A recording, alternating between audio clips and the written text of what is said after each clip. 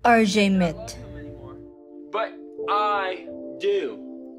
Nicholas Hamilton. To the pit lane because the younger Hamilton has cerebral palsy. Dan Keplinger. Ilan lamang ito sa mga sikat na tao na may pare-parehas na karamdaman.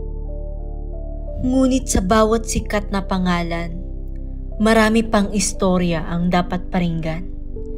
Kwento ng lakas, katahimikan, at pag-asa.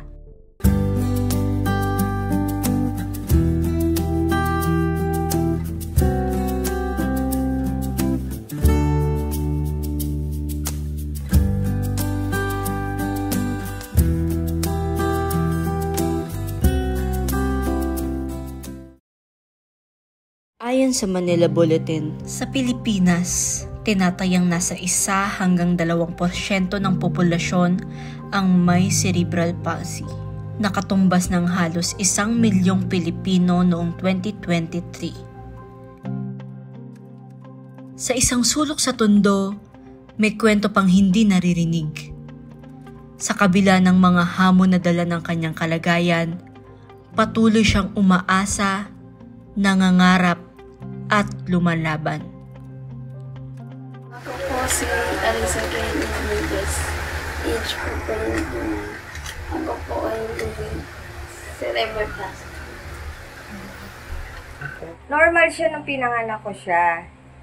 Tapos, nag-seizure siya ng mga 8 months, 9 months, mga ganun. Hindi ko na matandaan dahil sa amoeba.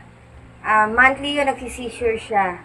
So inano sa amin ng doktor na magpatingin na kami sa neurologist. Tapos sa CT scan, nakita na nagkaroon siya ng blood clot. So pinatingnan namin uli siya. Yun nga, ang pangalan ng sakit niya is cerebral palsy.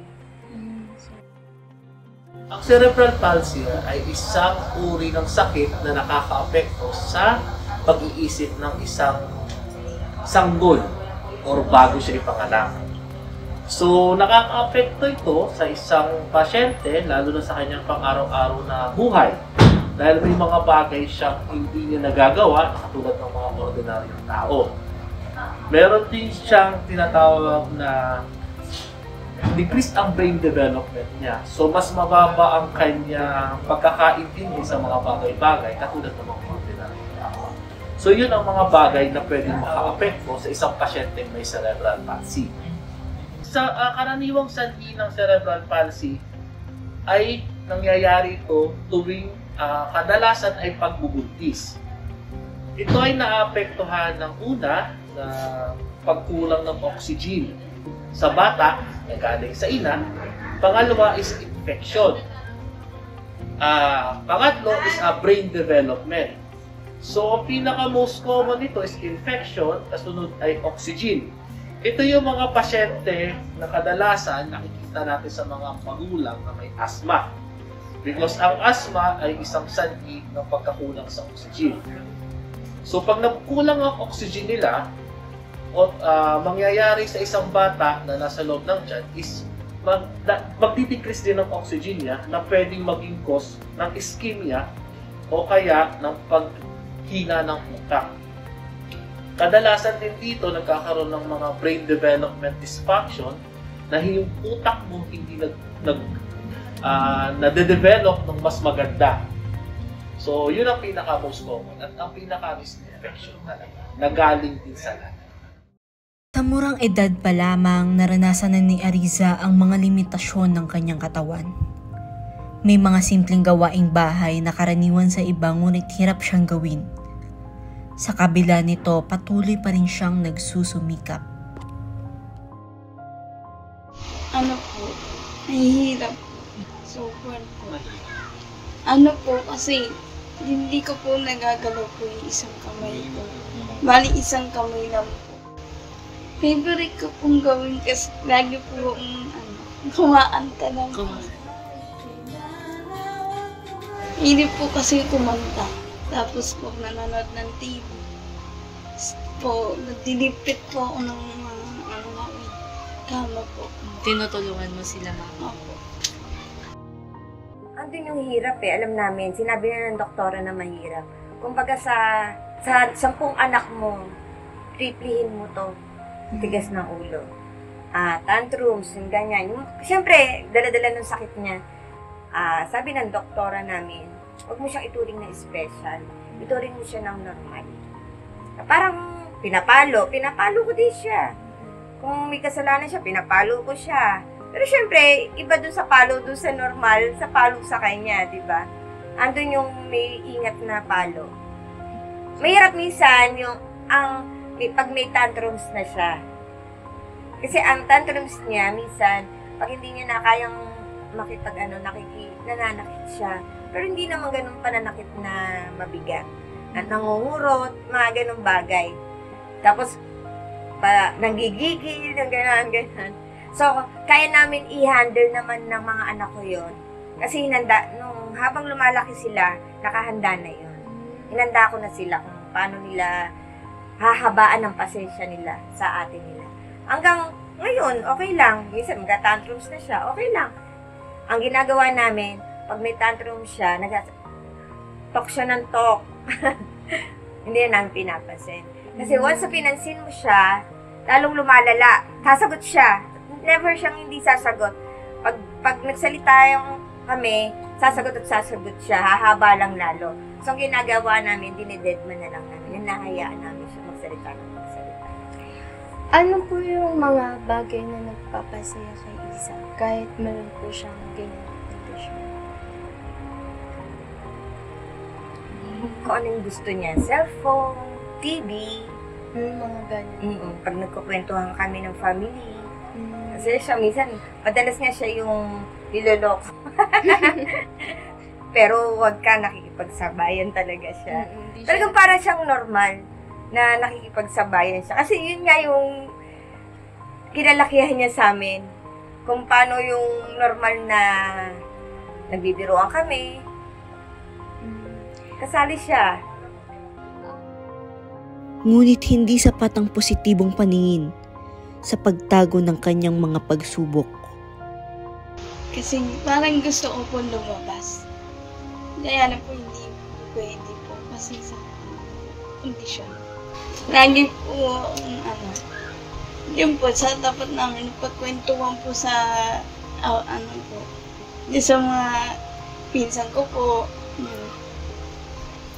yun po palaging ginagawa. Yun, tingnan po nila ako. Kasi po, meron po kasing nagtatanong palagi sa labas. Hindi ko po kaya yung gawin. Sabi ko po, yung ginto po, hinap ko pong explain. Sabi po ng mga bata sa akin, bakit daw po nagkaginto, bakit daw po pilay. Daw po naladlad sa, ganun. Masakit po. Kasi, tinitingnan nila po ako na na parang kung nahanayang kung hinilang muna na yun po. Siyempre, masakit sa akin. Bilang isang nanay, siyempre gusto ko yung makapag-aral siya. Gusto ko yung makisabayan siya, makatapos siya ng college, di ba? Pero dahil nandiyan na nga yung problema, so tinanggap namin siya buong buo, tinanggap namin. Dahil bigay ng Diyos sa amin, di ba?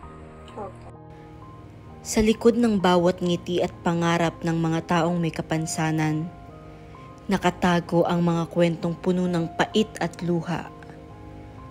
Marami sa kanila ang nagnanais na makapasok sa paaralan para matuto at makibahagi sa buhay ng kanilang mga kapwa.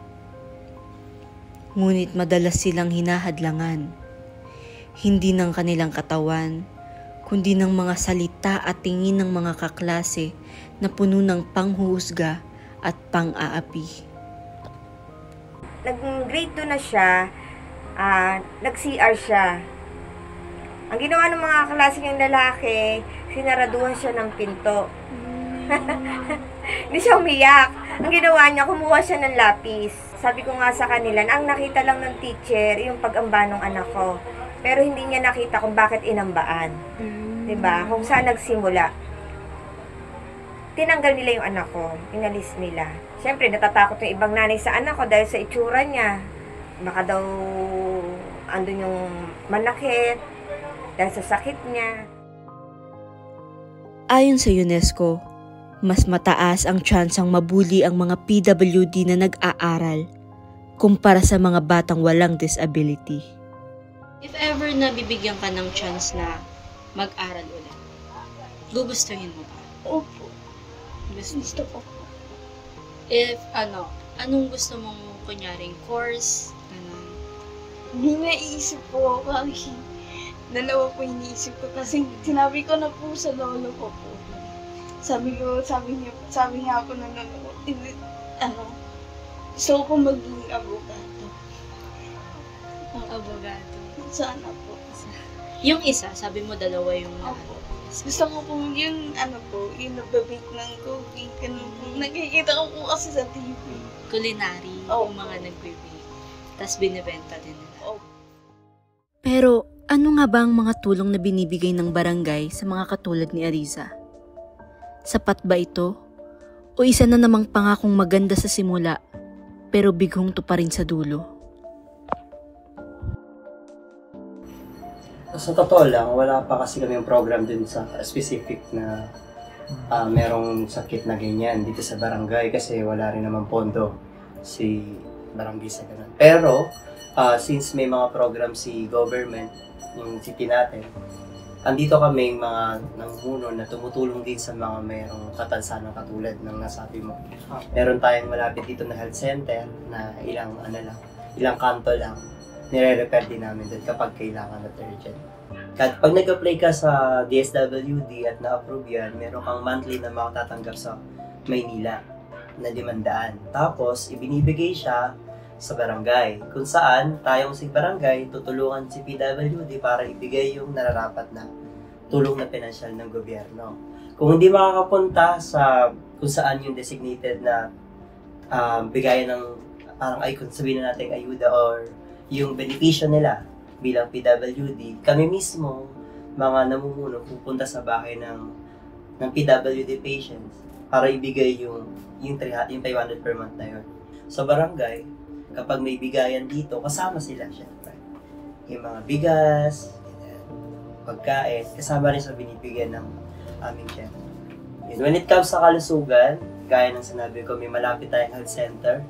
Meron kaming nire-refer na malapit dito kung saan pwedeng manghingi. Tapos kami rin mismo, personally, kami na nagbibigay tulong sa mga PWD namin sa barangay. Typically dyan sa PWD natin. At hindi rin, kasama na rin yung DPWD. Open na open yung barangay patrol natin. Actually, merong bagong sasakyan dyan na meron kami. Yun yung isa sa paraan na pagtulong namin para mas maging accessible sa mga PWD natin. Sa inyo pong palagay, ano pa po ang mga karagdagang tulong o suporta ang kinakailangan ng mga PWD sa inyo pong komunidad? Karagdagang tulong, for me, kung ako tatanungin, yung 500 na binibigay ng gobyerno, I think kailangan dagdagan eh. It's not, hindi, malaking halaga na rin kung tutuusin. Pero para sa akin, kasi may pamangkin na akong autism din, special child, which is yung 500 for me, not enough. Lalo na yung kinalalagyan ng pamilya na yung pamangkin ko. So kung madadagdagan siguro yun, mas maganda sana. Diba? Kasi mas malaking tulong may ibibigay natin sa taong yun. Bata pa yun. Diba? So I think mas maganda kung dadagdagan yung 500 na binibigay ng gobyerno. At yung mga projects, kung magkaroon man sana, sabihin na natin every 6 months may proyekto na bumupunta sa ating lugar. Pero normally may mga health center tayo, mga tao sa health center na nagpupunta sa bawat lugar dito, nag-check up ng mga may kapansanan din. That help, pero mas maganda siguro kung meron talagang may parating tayong health ngayon this coming month. At least twice a year, ganun. Ano po yung, aral po na natutunan niyo po? Maraming aral na dapat matutunan, no? Hindi pala sa lahat ng oras, sabihin mo kaya mo, totoo yun. Kinaya ko, tama. Sabi ko, di ba, kinaya ko.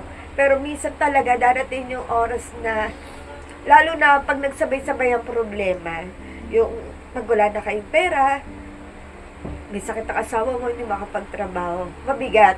Kasi, syempre, ang unang iniisip ko, paano ko siya bibili ng gamot, paano yung pagkain namin araw-araw. Pero salamat sa Diyos dahil, ilang taon ka na anak? 29 siya, nalagpasan namin lahat. Nalagpasan namin. Salamat sa Diyos. Kasi kung wala yung nasa taas, hindi siguro ako tatagal. Pero dahil sa Kanya, tumagal kami ng ganito ng 29. Sa likod ng bawat tahimik na luha, naroon ang isang pusong matatag na naglalakbay sa gitna ng dilim ng pangungulila at panghuhusga. Isang pusong patuloy na lumalaban, hindi lamang para maramdaman ang simpleng saya, kundi para sa karapatang maging bahagi ng mundong dapat sana'y bukas para sa lahat. Sa bawat araw, dala niya ang bigat na mapanghusgang tingin at salitang tila kutsilyong sumasaksak sa kanyang mga pangarap. Ngunit sa halip na sumuko, pinili niyang mangarap pa rin. Pinili niyang maniwala. Maniwala na balang araw, may lugar ang bawat PWD sa paaralan, sa komunidad, sa lipunang may malasakit at pagkakapantay-pantay. Handa ka bang maging parte ng pagbabagong iyon? Handa ka bang tumingin hindi sa kapansanan, kundi sa kakayahan? Hanggang saan ka aabot para ipaglaban hindi lang ang sarili mong pangarap, kundi pati ang pangarap ng iba? So, sa kinabukasan nila, ang hiling ko sa mga katulad niya, syempre nandun pa rin yung unang-una gumaling. Pero imposible na yun, di ba? Pero, ang hirap no? Ang hirap humiling ng para sa kanya kasi wala naman, parang imposible. Siyempre, ang gusto ko mababuhay niya. Kaya lang, pag nang hiniling ko mababuhay niya, sino mag-aalaga sa kanya pag wala na ako? Yun yung mga bagay na iniisip ko. Pero syempre, wag nang, ang hiling ko ay wag nang bumalik yung sakit niya, yung seizure niya. Pangalawa, patuloy siyang maging mabait at mga kapatid niya sa kanya. At yung magandang relasyon na naumpisahan namin tuloy-tuloy. Paano mo sila magpapasalamatan? Kay mama muna, mama. Okay, mama. Okay, mama and papa. Kay mami. Thank you. Kasi alam ko lagi po siya lagi po siya naka-online live po sa kahit po pag CR ko, pag mabilis ko po si mami po. Kay papa naman. Message mo naman kay papa. Kay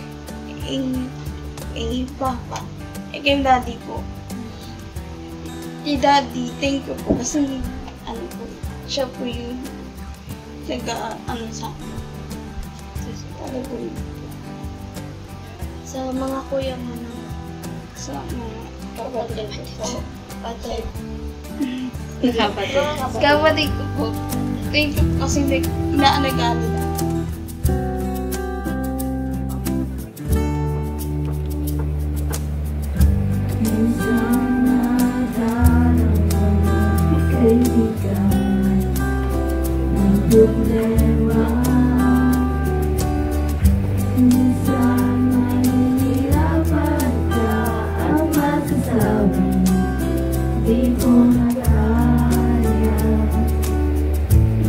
Tumingin ka lang sa